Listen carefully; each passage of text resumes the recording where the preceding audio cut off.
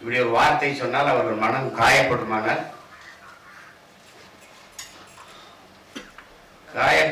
அப்படிப்பட்ட வார்த்தைகளை தவிர்த்து வெளியில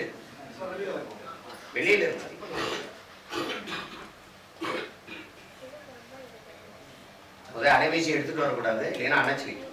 அவசரமா பிரதமர் இருந்து உள்துறை அமைச்சர் இருந்து வரணும்னா நீங்க வெளியில தான் இருக்கு பேசணும்.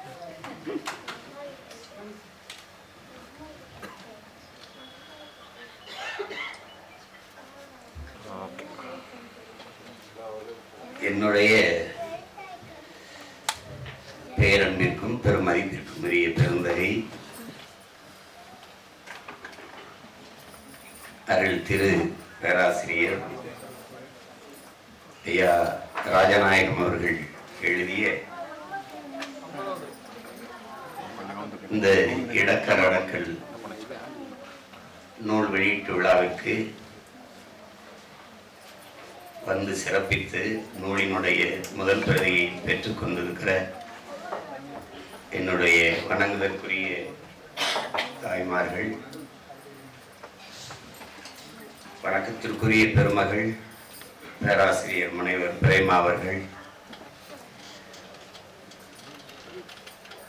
அரங்கை நிறைத்து அமர்ந்திருக்கிற என் உயிரிலும் உணர்விலும் கலந்து வாழும் என் அன்பு உறவுகள், ஊடக நண்பர்கள், நிகழ்வை தொகுத்து வழங்குகிற தங்கைகள், உங்கள் அனைவருக்கும் என்னுடைய அன்பும் வணக்கமும். நம்முடைய ஐயா ராஜநாயகம் அவர்களை எல்லோரும் அறிவோம். கணிப்பியல் வல்லுநர்,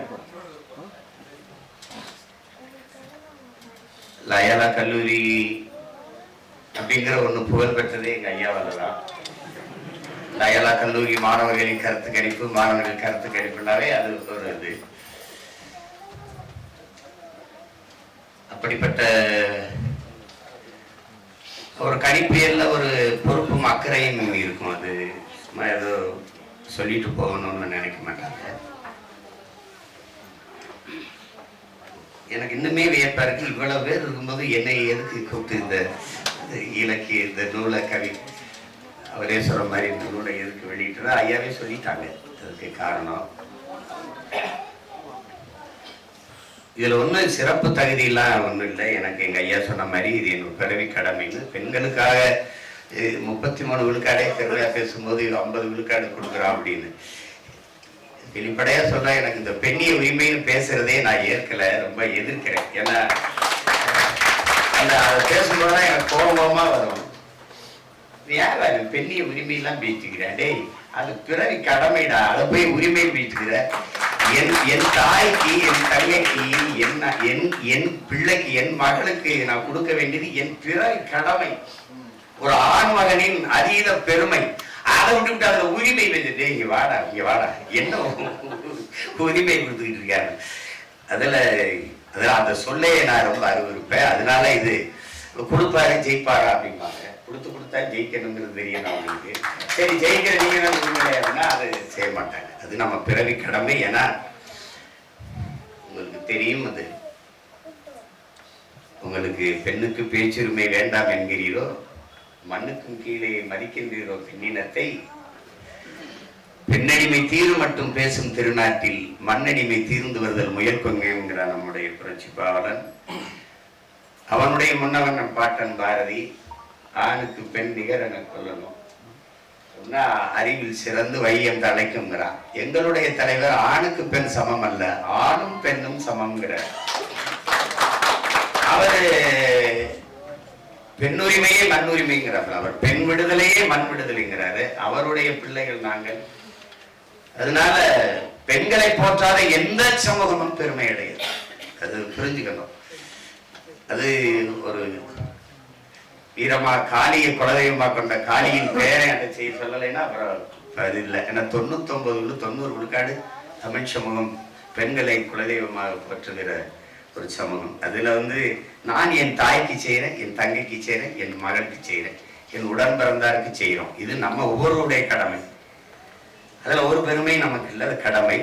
அப்புறம் அதுக்கப்புறம் சொன்னாங்க, நம்ம இன்னைக்கு இருக்கிற கால சூழல்ல தமிழ் தேசிய அரசியல், மொழி, இனம், அது ரொம்ப முக்கியம். உலகெங்கிலுமே மொழி வழியே தான் தேசிய இனங்கள், நிலங்கள், எல்லா இனங்களும் மொழியில் இருந்துதான் தன்னுடைய அரசியலை, எல்லாமே மொழியில் இருந்தால் பிறகுது கலை, இலக்கியம், பண்பாடு, வழிபாடு, அறிவியல், புவியியல், எல்லாம் அரசியல், எல்லாம் அதுல இருந்தா பிறகு. இன்னைக்கு இந்த மொழியில தான் இந்த கவிதை நூல் வந்திருக்கு, எடுத்து பேசிக்கிட்டு இருக்கோம். அது மொழிதான், மொழியை முன்னிறுத்தித்தான். அப்ப மொழிதான் ஒவ்வொரு தேசிய இனத்தின் உயிராகவும், முகமாகவும், முகவரியாகவும், அடையாளமாகும். அதை அழிய விட்டுட்டா அந்த இனம் அடையாளம் தெரியாம அழி. அது வரலாற்று உண்மை. இறைமகன் இயேசு பேசிய தாய்மொழியே இல்லை, அரமாய்க்கை அழிஞ்சு போச்சு. அந்த மாதிரி போயிடக்கூடாது. அதனால வெளிப்படையா சொல்லணும்னா என் தாய்மொழி இறந்துருச்சு, அதை உயிர்ப்பிக்க அவர் பிள்ளைகள் போராடுறோம். அதான் உண்மை. இப்ப யாருக்கும் தமிழ் பேச வராது. இங்க பேராசிரியர் பெருமகள் அவங்க தமிழ் துறை பேராசிரியர்னால பேசிட்டு போறாங்க. இல்லைன்னா இந்நேரம் பூரா தங்கிலீஷ் நிகழ்வா தான் இருந்திருக்கும். அது இங்க நான் கையெழுத்திட்டதே ஐயா சொன்னாங்க பெருமையா. அது அது நம்மளுடைய பண்பு, மாண்பு. அதுல பிள்ளைகள் பெயர்களை தங்கை சொல்லும் போதெல்லாம் நாங்க செல்லமா சேர்த்துக்கிட்டோம். இந்திரன், இந்த யாழினி 2 பேர் தான் தமிழா இருக்கு. இது எல்லாமே ஒரு அன்பு செல்வத்துக்கு ஆதித் அப்படின்னு பேர் வச்சுட்டாங்க. ஆதித்தன் அப்படின்னா தமிழ். ஆதித்தனா என்ன மொழின்னே தெரியாது. என்ன சொல்றாங்க நம்ம முன்னவர்கள், வரி வடிவம் மாறலாம். ஏன்னா வரி வடிவம் என்னுடைய கையெழுத்து போல எங்க ஐயா கையெழுத்து இருக்காது. சங்க காலங்களில், பண்டைய காலங்களில் நம்முடைய கல்வெட்டுகளில் பார்க்கிற வரி வடிவம் இப்ப இல்லை. வரி வடிவம் மாறலாம், ஒளி வடிவம் மாறவே கூடாது.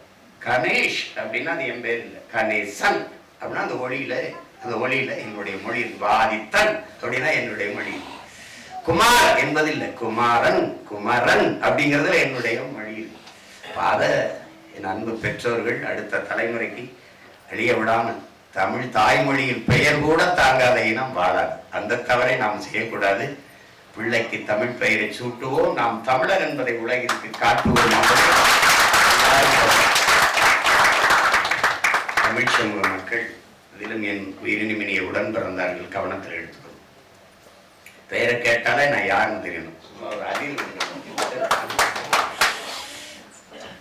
அவரது இலக்கிய நிகழ்வுனாவே ஒரு குறுகிய அரங்குக்குள்ள ஒரு 50-100 பேர் உட்கார்ந்து பேசுறதுன்னு ஆயிடுச்சு. இதை மாறணும், இதெல்லாம் மாறணும், காலம் மாறணும். வெளியில இலக்கியம் பேசணும், கலையை போற்றணும். அவதான் கலை இலக்கியத்தை போற்றாத சமூகம் பெருமை அடையாது. அதனால அது இப்ப எங்க ஐயா எழுதியிருக்கிற இடக்கரடக்கல் அம்மா சொல்லிட்டாங்க. அது அவர் சொல்ல வந்த செய்திகளை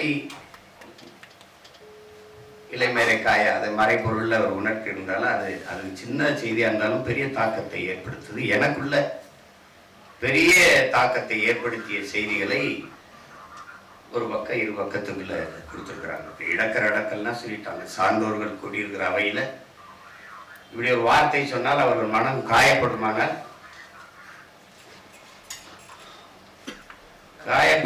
அப்படிப்பட்ட வார்த்தைகளை தவிர்த்து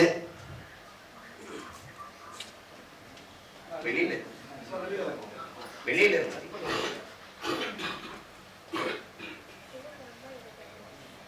அலைபேசி எடுத்துட்டு வரக்கூடாது. இல்லைன்னா அணைச்சி அவசரமா பிரதமத்திலிருந்து உள்துறை அமைச்சர் வரணும்னா நீங்க வெளியில தான் இருந்து பேசணும்.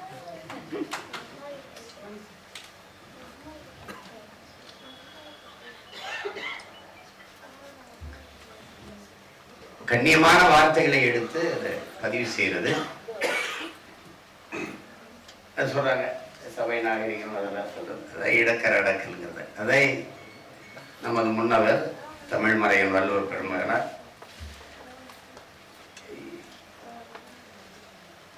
கனி இருப்ப காய்க வந்தச்சுன்னு சொல்றாரு. இனிய உளவாக இன்னாத குரல் கனி இருப்ப காய்க வந்தச்சுன்னு சொல்றது. அதுதான் சொல்றாரு. அப்படி ஆழமான கருத்தை சொல்ல வந்த ஐயா யாரையும் காயப்படுத்திடக்கூடாதுன்னு கண்ணியமான வார்த்தைகளை கையாண்டு சொல்றாரு. அவரே சொல்ற மாதிரி இது கவிதைன்னு சொல்லிட முடியாது, உரைநடைன்னு சொல்லிட முடியாது. அதனால இது கவித்துறை அப்படின்னு சொல்றாங்க. அதை சில கவிதைகளை அம்மா குறிப்பிட்டு பேசினாங்க. அவங்க எப்படி இப்ப அதை பார்த்தாங்க, நான் எப்படி பார்க்குறேங்கிறது சொல்றேன். இப்போ இதுல எடுத்தோடனே ஐயா சொல்றது